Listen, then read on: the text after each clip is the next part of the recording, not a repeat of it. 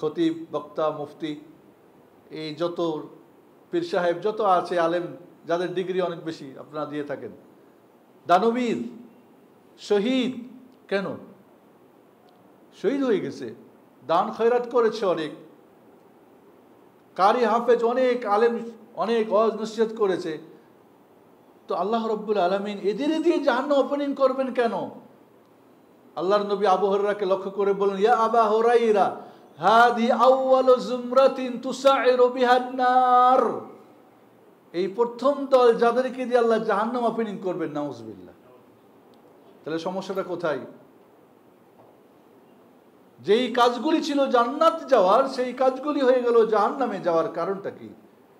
তাহলে আমরা কিন্তু নেকি করতে পারি না, বেশি করলেও আল্লাহর কাছে কবুল করাতে পারি না, কবুল করাতে পারলে সেটাকে ধরে রাখতে পারি না। এটা কিন্তু আপনাকে অবশ্যই নিজের যাচাই বাছাই নিজেই করতে হবে।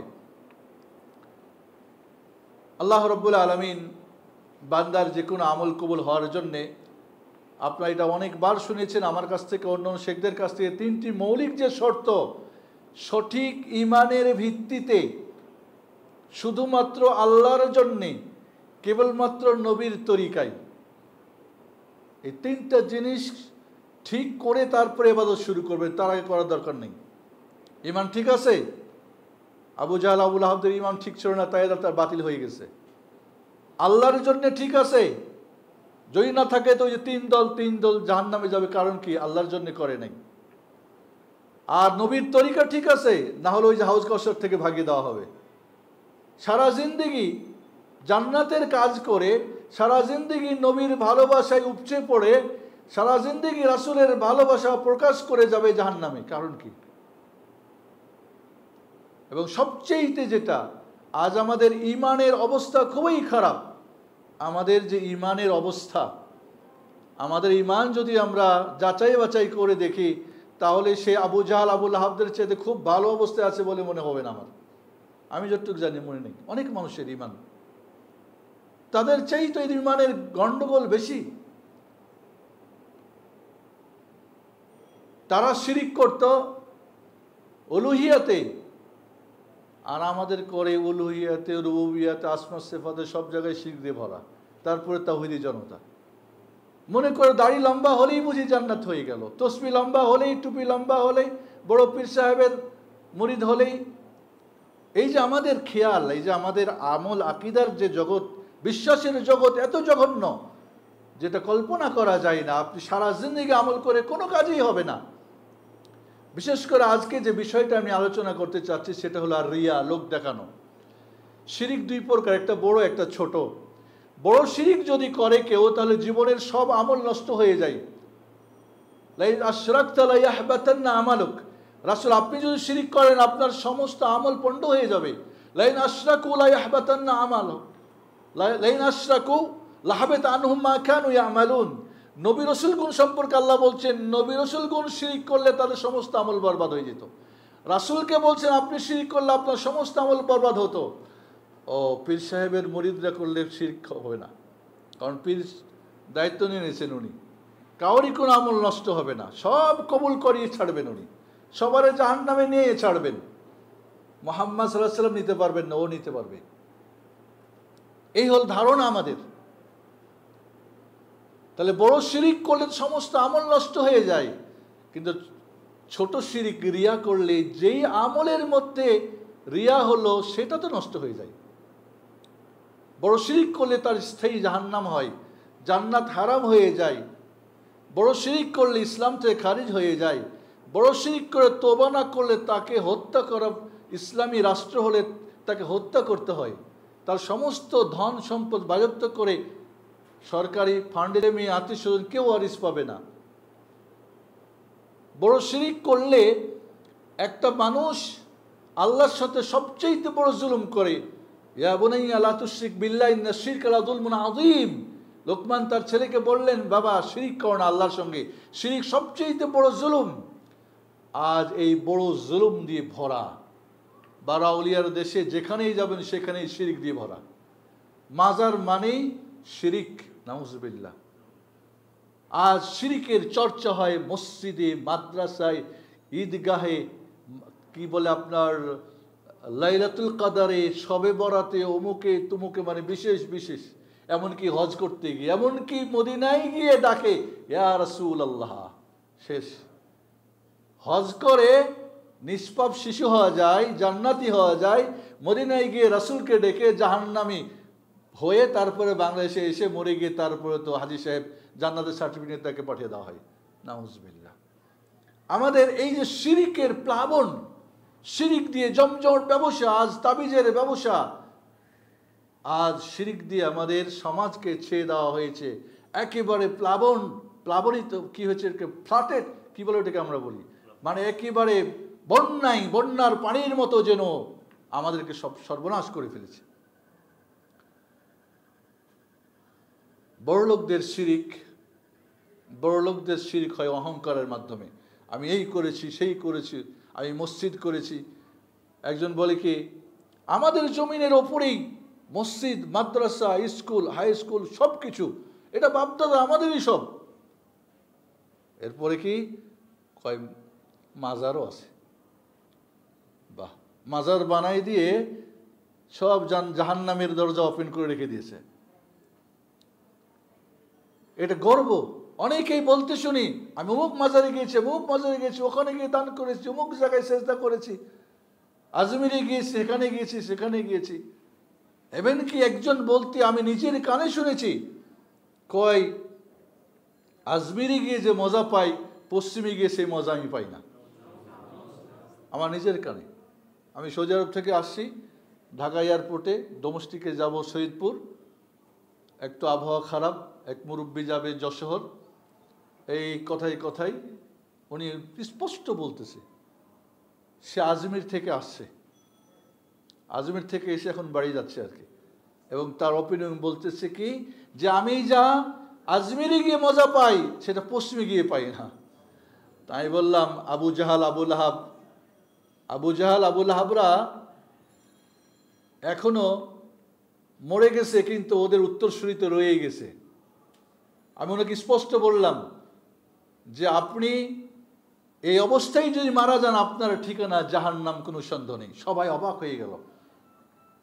শিক্ষিত লোকজন সবাই ছিল এয়ারপোর্টে বসে। আমি তাদেরকে আধা ঘন্টা ভাষণ দিলাম, যেহেতু ডিলে হয়ে গেল, কি বলে আপনার আবহাওয়ার কারণে। সবাই অবাক হয়ে আছে। আমি বললাম, মুরব্বি বলেন তো তাওহীদ কাকে বলে? জানে না, একটা মানুষও জানে না কাকে তাওহীদ বলে, একটা মানুষও জানে না শিরিক কাকে বলে, শিরিক কিভাবে হয়। শিরিকের যেখানে ব্যবসা করা হয়, শিরিক যেখানে শিক্ষা দেখা হয়, শিরিক দিয়ে যেখানে মানুষকে বোকা বানানো হয়, সেই দেশের মানুষ তাওহীদি জনতা হয় কেমনে? এটা শিরকি জনতা, শিরকের জনতা। বন্ধুরা, আজ আমাদের মাঝে সবচেয়ে যেটা অ্যাটম বম, যেটা ইলেকট্রিক বোমা বলবেন না কেন, পারমাণবিক বোমা বলবেন না, এখন লেটেস্ট বোমা কোনটা আপনারা জানেন, একেবারে যে আমলকে ধ্বংস করে দেয়, গুপ্ত শিরিক, নিয়তের মাঝে শিরিক। আজ আমরা অনেক ভালো কাজ করি, কিন্তু এই ভালো কাজগুলি করার মধ্যখানে নিয়ত চলে আসে দুনিয়া বা মানুষ দেখানো, মানুষ শোনানো। এটা মারাত্মক জিনিস। কিন্তু এটা খুব বলতে শোনা যায়, আমি এতবার হজ করেছি, এতবার চিল্লা দিয়েছি, এতবার কোরআন খতম দিয়েছি, বাড়িতে কোরআন খতম দিয়ে সবগুলো মুসলিম এসে বক্সাই দিয়ে কি করেন? কে পাই না আপনার অ্যাকাউন্টে, না যার অ্যাকাউন্টে বক্সাইন কেউ তো পাইলেন না। তবে আমাদের তো পেট পকেটে কিছু এসে যায় আলহামদুলিল্লাহ। এই যে একটা ধান্দাবাজি, শিরিক দিয়ে ব্যবসা। আপনার নফল গোপন ইবাদত কেন মসজিদের সবাই জানবে? অমুক হাজি সাহেবের বাড়িতে বউ দিয়েছে 3 খতম, বেটা দিয়েছে এত খতম, বেটি দিয়েছে এত খতম, উনি দিয়েছে এত খতম। এত কিছু কেন? কেমনে গুণে রাখেন কতবার হজ করলেন? কেমনে গুণে রাখেন কতবার উমরা করলেন? কেমনে গুণে রাখেন? নেকি গুণে রাখেন কেন? পাপ গুণে রাখতে পারেন না? নেকি গুণা রাখার তো দায়িত্ব আল্লাহ দিয়ে দিচ্ছে। আজ আমরা ভালো কাজের যে, এজন্যে আমি একটু শারীরিকভাবেও খুব একটা সুস্থ না আজকে, সংক্ষেপে শুধু বলবো যে মানুষ দেখানো, মানুষ শোনানো এবাদতগুলি রিয়া মানে মানুষ দেখানো, আর সুমা মানে শোনানো। যদি মানুষকে দেখানো হয়, দেখার সঙ্গে এটাকে বলা হয় রিয়া, আর শোনানোর সাথে হয় কান, তাহলে বলা হয় সুমা। এর অনেকগুলি ভাগ আছে। এটা জালি আছে, এটা খাফি আছে, এটা শুরুতে, মধ্যখানে, শেষে, পরে ইত্যাদি। এটা পোশাকে হতে পারে, এটা কথাই হতে পারে, এটা কাজে হতে পারে, এটা আপনার আমলে হতে পারে। একজন আজকাল দেখা যায় অনেক মানুষ দেখবেন খুব চলাফেরার মধ্যে দেখবেন রাস্তার মধ্যে হাঁটছে মাথা একেবারে নিচু করে। কেন মাথা নিচু করে হাঁটে? মনে হয় অ্যাক্সিডেন্ট হয়ে যাবে, তবু না, ও মনে করছে এটাই বুঝি খুব পরহেজগারিতা। আসলে যেটা রিয়া তিনি জানেন না। আপনি যদি মসজিদে দাঁড়িয়ে মাথা নিচু করেন 5 সেন্টি আর অন্তর যদি ঝুঁকে 1 সেন্টি, তাহলে এটাই রিয়া। বুঝছেন কথাটা না বুঝেন নাই? আপনি মাথা ঠিক আছে, সামনে মাথা নিয়ে আপনি নামাজ পড়বেন, কিন্তু যতটুক ঝুঁকাইছেন ওর চাইতে আপনার অন্তর ঝুঁকছে কম, এটাকে বলা হয় রিয়া। নাউজুবিল্লাহ। এইখানে যতটুক অতটুকু মাথা বাহ্যিক হতে হবে। অনেকেই দেখবেন ছেঁড়া ফাটা পোশাক পরে ঘুরে। কেন? মানুষের মনে করে খুব মানে কি বলে দুনিয়া বিরাগী, আখেরাত অনুরাগী। অনেকেই দেখবেন খাওয়া দাওয়া মানুষের সামনে খুব অল্প নর্মাল খায়, কিন্তু একাকি খাওয়ার যদি লিস্ট দেখেন মাথা খারাপ হয়ে যাবে। সুফিরা বিশেষ করে সুফিবাদ এটাই শিক্ষা দেয়।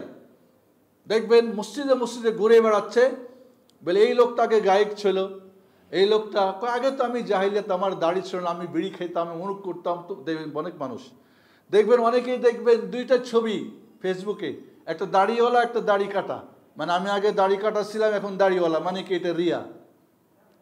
অতীতের পাপের কথা মানুষের কাছে বলা এটা রিয়া। গরম লাগছে খুব।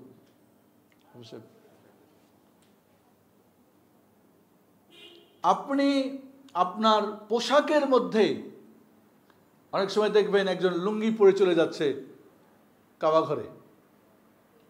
কেন? যেইখানের যেই পোশাক সেটা বাদ দিয়ে বিপরীত পরাটাই কি রিয়া। উনি মনে করছে এটা খুব আমি স্বাভাবিক মানুষ, আমি লুঙ্গি পরে থাকি, আমি প্যান্ট শার্ট পরি না। না, আপনি প্রফেসর, আপনি এখন গামছা আর লুঙ্গি পরে চলে যাবেন, তা তো হবে না। ওটাই রিয়া। আপনি কেন এটা করছেন? মানুষকে দেখানোর জন্য। এটাকে লেবাসুস শোহরাও বলা হয়। আজ আমাদের মধ্যে দেখা যাবে কথার মধ্যে দেখবেন আস্তে আস্তে কথা বলে, সাউন্ড ছোট। কেন ছোট সাউন্ড? বাড়িতে গিয়ে বউয়ের সঙ্গে কি সাউন্ড শুনলে মাথা খারাপ, আর বাইরে মানুষের সঙ্গে খুব সাউন্ড ছোট, মানে উনি খুব নম্র ভদ্র। এটাই কি বলা হয় রিয়া। এটাকে বলা হয় রিয়া, লোক দেখানো। আপনার খাওয়ার কথার মাঝে দেখবেন একজন মানুষ হাই মারতেছে। কি ব্যাপার হাই মারো কে? কয় সারা রাত ধরে ইবাদত করছি তো ঘুমাইতে পারি নাই। বাহ, তাই নাকি? একজন 5টা কুরবানি দিয়েছে, কয় ঈদের পরের দিন একটু গোস্ত খাবো, সেই গোস্তটা আর বাড়িতে নাই। কি বলতে চান আপনি? কয় একটু পাক করা গোস্ত ছিল, ওটুকুও শেষে লাস্ট মানুষকে দিয়ে দিলাম। কি বোঝাতে চান আপনি? আপনি তো ভাবলেন যে আমি সবই আল্লাহর জন্য দিয়ে দিলাম, কিন্তু আপনার সব জিরো হয়ে গেল। ওয়াকাদিমনা ইলা মা আমিলু মিন আমালিন ফাজআলহা হাবাআম মানসুরা। তাদের ধলিকোনা থাকবে, কারণ লোক দেখানো কাজ করেছে। আমি এই আলোচনাটা করার উদ্দেশ্য হচ্ছে যে আমাদের আমল যেন নষ্ট না হয়। দেখবেন অনেক হাজি সাহেবরা এখন কি বলে কাবার টুপিওয়ালা ছবি, কাবার টুপিওয়ালা ছবিওয়ালা টুপি। কেন? কি কারণ? এবং খুব একটা গর্ব। কেন আপনি কাবা ঘরের ছবিওয়ালা? এটা তো ব্যবহার করা জায়েজ নেই, হারাম। কাবা ঘর আপনার টুপির মধ্যে নিয়ে আপনি যেখানে সেখানে বাথরুমে এখানে ঘুরবেন, এটা ছবি ব্যবহার করা তো হারাম, জায়েজ নেই। বাট আপনি কাবার ছবি মাথায় টুপিতে দেওয়ার মানে বলতে চাচ্ছেন আমি কাবা ঘর ঘুরে এসেছি, আমি একজন হাজি সাহেব বা আমি একজন ছোট বা বড় হাজি। না, এটা আপনার জায়েজ নেই। দান দক্ষিণা করে আমি দেখি মাঝে মাঝে মসজিদের কিছু মানুষকে দেখি আর কি, মানে এগুলি শিখানো, মানে মূর্খ টিচার হওয়ার কারণে এটা। দেখা যাচ্ছে যে টাকা পকেট থেকে বের করে কাউকে দেখাবে না কত টাকা বক্সে দিবে, কিন্তু দেওয়ার সময় 2-3-4 মিনিট ধরে টাকাটা ঢুকাচ্ছে। কেন? ওটা ঢুকাতে কয়েক সেকেন্ড লাগে। আমি খেয়াল করি, কারণ আমরা বুঝি রোগগুলি কোত্থেকে মানুষের মাঝে।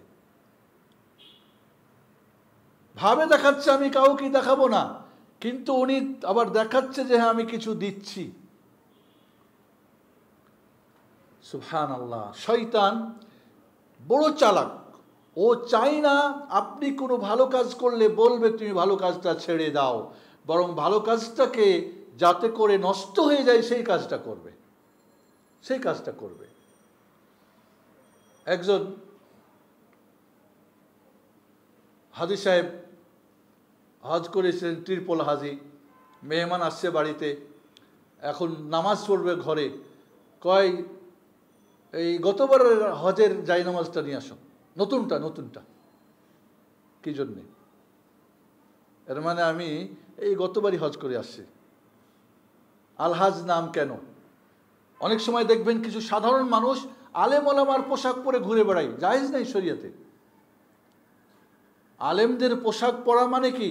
অনেকেই দেখবেন কিছু এখনকার ছেলে পেলেকে দেখা যায়, দেখবেন এটা খুব, এই রোগটা খুব দেখতে পাচ্ছি। ওই অমুক শেখের বাড়িতে, অমুক শেখের কাছে, অমুকের কাছে গিয়ে ছবি উঠাচ্ছে, সেলফি নিচ্ছে, মানে দেখাচ্ছে যে আমি আলেম ওলামাদেরকে ভালোবাসি, আমি বিভিন্ন আলেম ওলামাদের কাছে যাই, আমি দিন শিখি। কেন? এগুলি রিয়া, মানুষ দেখানো। অনেকে দেখবেন বাড়ির মধ্যে বই পুস্তক দিয়ে মাশাআল্লাহ ভরে রাখছে, একটাও ছুঁয়ে দেখেন না, পড়ে না। মেহমান গেলে হ্যাঁ আমার এ আছে, বই আছে, এই সেট কিনলাম, ওই সেট কিনলাম, অমুক কিনলাম, তমুক কিনলাম, বা অমুক কিনলে পড়েছে কয়টা বলো দেখি, একটাও জানে না। তো এগুলি মানুষ দেখানো। এইভাবে আমি বলতে চাচ্ছি যে আজ আমাদের মাঝে, অনেক মহিলাদের মাঝে দেখবেন যে মানুষকে দেখানোর জন্যে দেখা যাবে যে সে তার পোশাক আশাক মাশাআল্লাহ সুন্দর, কিন্তু আসল জায়গাতে দেখবেন যে তার পোশাক আশাকের ভালো খবর নেই। কেন খবর নেই? এই জন্যে বন্ধুরা, রিয়া থেকে বাঁচা। সুফিয়ান সাউরি রাহিমাহুল্লাহ বলছেন যে আসাদ্দমা আলাজতর রিয়া, সবচেয়ে কঠিন যে জিনিসটার আমি চিকিৎসা করেছি সেটা হলো রিয়া, লোক দেখানো। এটা অন্তরের। সাহাবায়ে কেরাম জিজ্ঞেস করলেন, ইয়া রাসূলুল্লাহ, এই রিয়াটা আবার কি? উনি বলেন, একজন লোক নামাজ পড়ে, স্বাভাবিক যখন দেখে লোকজন তখন নামাজ সৌন্দর্য শুরু করে মানুষের দৃষ্টি আকর্ষণ করার জন্য। নামাজ পড়তেছিল আলহামদুলিল্লাহ, আর যখন লোকজন আসলো শুরু করলো কেরাত লম্বা টান দিয়ে আর কি। রুকুতে গেছে তো ভুলেই গেছে, সেজদায় গেছে তো গেছেই। কেন? লোক দেখানো। এই জন্য বন্ধুরা, রিয়া কত মারাত্মক আমি আপনাদের কয়েকটা পয়েন্টের কথা বলবো।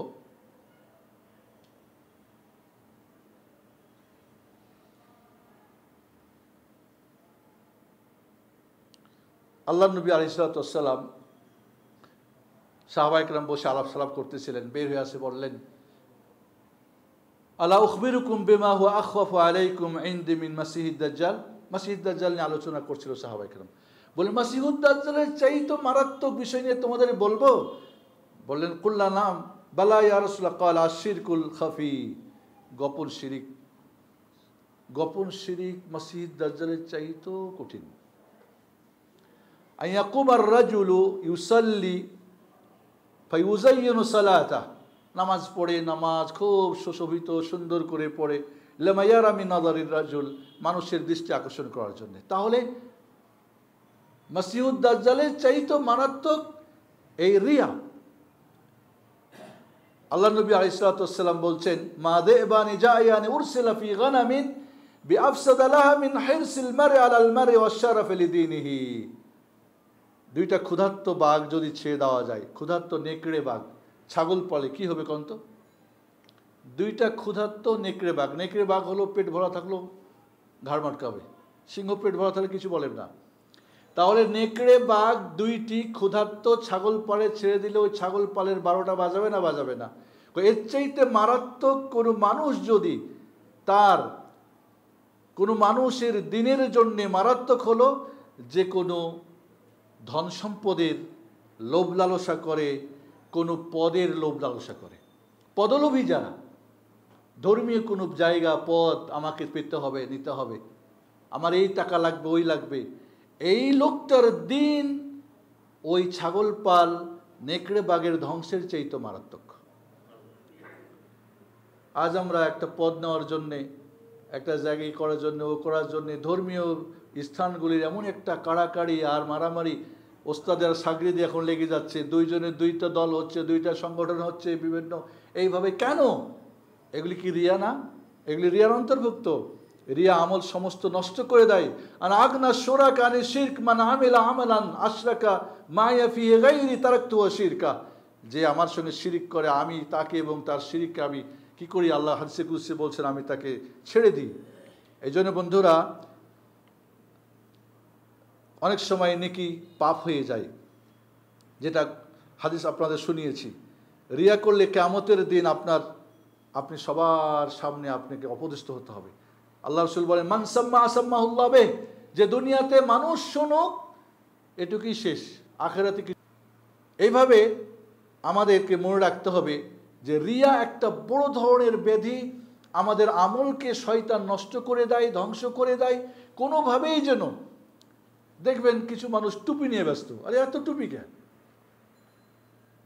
এক ধরনের এক টুপি, কি জন্য এত টুপির বাহার কেন? বক্তারা না হয় টাকার জন্যে, লোকটির দৃষ্টি আকর্ষণের জন্যে। আজ যে ওয়াজ মাহফিলগুলি হয় আমাদের দেশের, এই ম্যাক্সিমাম ওয়াজ মাহফিলগুলি রিয়া, লোক দেখানো, লোক শোনানোর মানে সিংহভাগ অবস্থা থাকে। বক্তারও থাকে, শ্রোতারও থাকে, যারা দান খয়রাত করে তারা সবাই। এই জন্য কোনো বারাকাও হয় না। লক্ষ লক্ষ ওয়াজ মাহফিলের মানুষ কিছুই শিখে না, কিছুই জানে না। একটা ওয়াজ মাহফিল করতে 1 মাস 1.5 মাস সময় দেয়, টাকা দেয় করে, কিছুই শিখে না। কারণ কি? রিয়া, মানুষ দেখানো। ব্যাস দেখলো, হ্যাঁ কোনো, কেন করছো? কয়েকটা বাপদাদা করতো, আমরা করছি। এইভাবে আমাদের মাঝে লোক দেখানো, লোক শোনানো, এই যে প্রবণতা, আমরা ভালো করি না, করলে নষ্ট করি, এটা আমাদেরকে হেফাজত করার চেষ্টা করতে হবে বন্ধুরা। এটা থেকে বাঁচবো কীভাবে সে পয়েন্টটা আমি বলবো। তার আগে أقول قولي هذا أستغفر لي ولكم ولسائر المسلمين فاستغفروا سبحان محمد وعلى آله وصحبه أجمعين. بارك الله لكم في القرآن العظيم ونفعنا وإياكم بالآيات والذكر الحكيم إنه تعالى جواد كريم ملك بر رؤوف رحيم.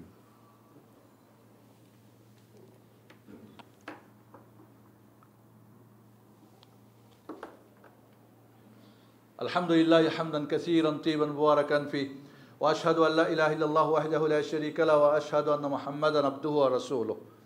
সম্মানিত উপস্থিতি, এই রিয়া থেকে বাঁচবো কিভাবে? আমরা বাঁচার উপায় অনেকগুলি। প্রথমত আপনাকে রিয়া জানা। রিয়া যে মারাত্মক একটা অ্যাটম বম বা ইলেকট্রনিক বম, আপনার আমল নষ্ট করে, ধ্বংস করে, সেই জ্ঞানটা আপনার থাকা উচিত। নাম্বার 2, আল্লাহকে জানা। আচ্ছা, আপনি মানুষকে দেখানো, মানুষকে সমালোচনা করছেন, আল্লাহকে জানছেন না?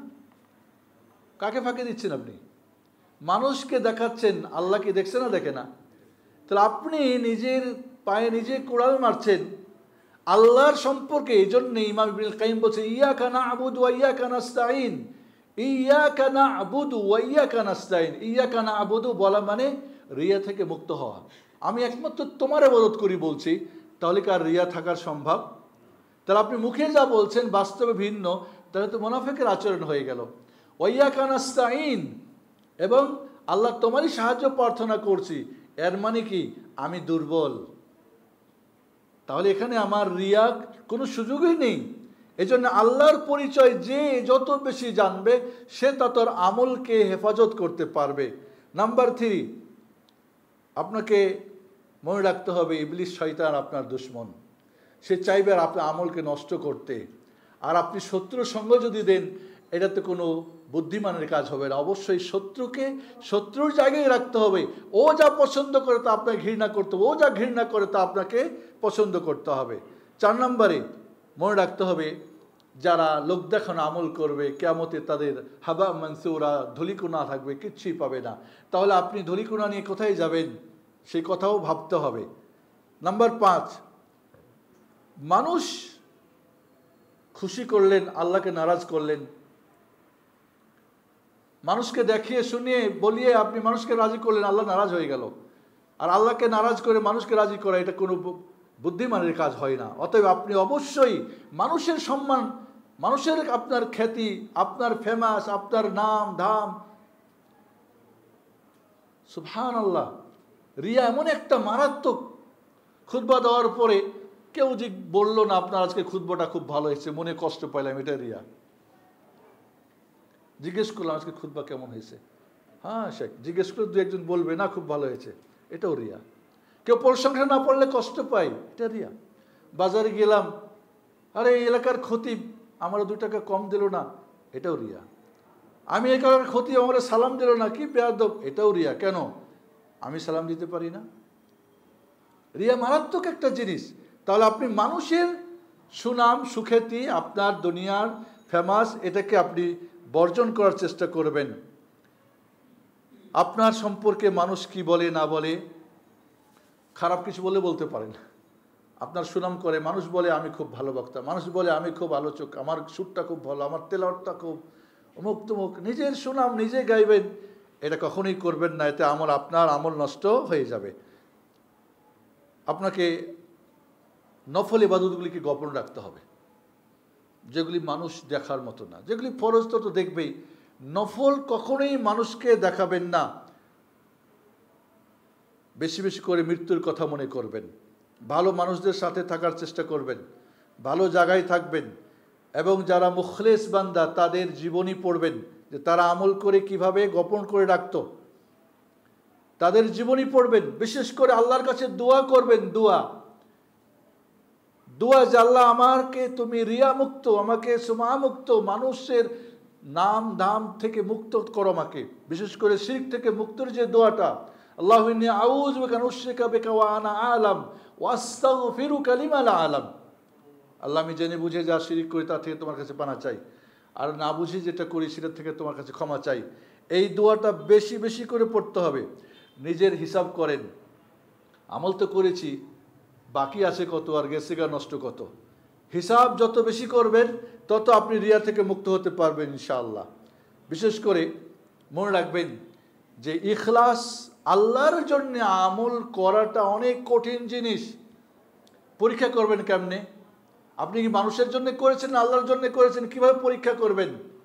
পরীক্ষা করার নিয়ম হলো আপনার নাফসে আম্মারার উপরে ওকে দিবেন, বলো তো ঠিক আছে কি না। ও যদি বলে ঠিক আছে তাহলে ঠিক নাই, ওর বিপরীতটা নাফসের উপরে যে জিনিসটা ভারী হয় সেটাই বুঝতে হবে ইখলাস রয়েছে। আর নাফস যদি খুশি হয় তাহলে বুঝতে হবে গড়বড় রয়েছে। এটা পরীক্ষা করার নিয়ম। এই জন্য বন্ধুরা, আমরা আমাদের নাফসকে খুশি করলে আল্লাহ নারাজ হবে, আর আল্লাহকে রাজি করলে নাফস নারাজ হবে।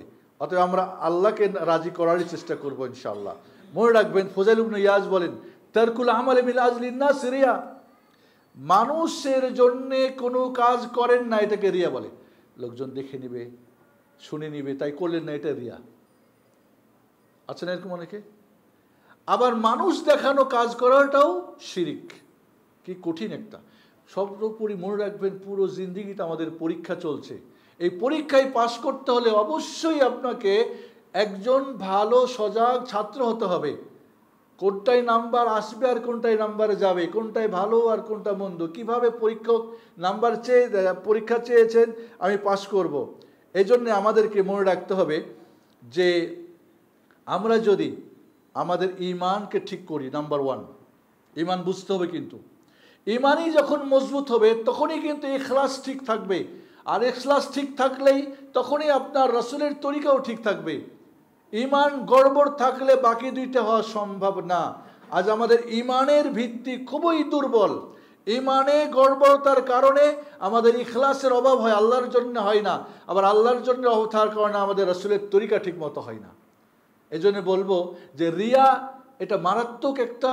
আমরা দান খয়রাত, আমরা নামাজ কালাম, আমরা ভালো অনেক কাজ করি আলহামদুলিল্লাহ, হজ করি, উমরা করি, খয়রাত করি, মসজিদ বানাই, মাদ্রাসা বানাই, এ করি ও করি।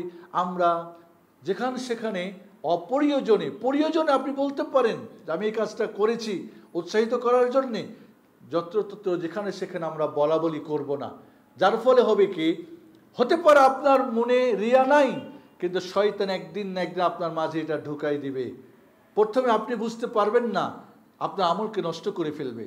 এই জন্য আল্লাহর কাছে আমরা দোয়া করব বেশি বেশি করে, যে আল্লাহ আমরা যা ভালো কাজ করি ঈমান, সঠিক ঈমানের ভিত্তিতে যেন করতে পারি, তোমার জন্যে করতে পারি, তোমার নবীর তরিকায় করতে পারি।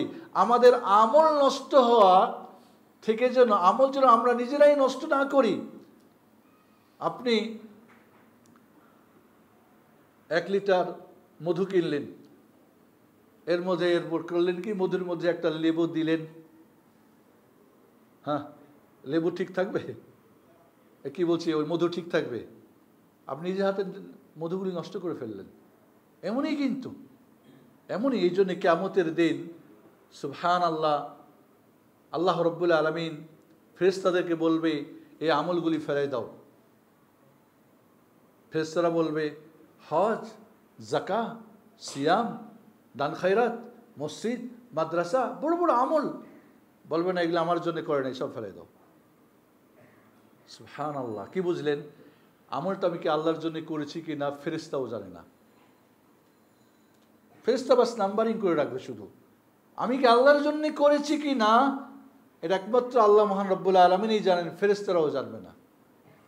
এই পৃথিবীর কেউ জানার বুদ্ধি নেই মহান রব্বুল আলামিন ছাড়া। অতএব কঠিন একটা বিষয়।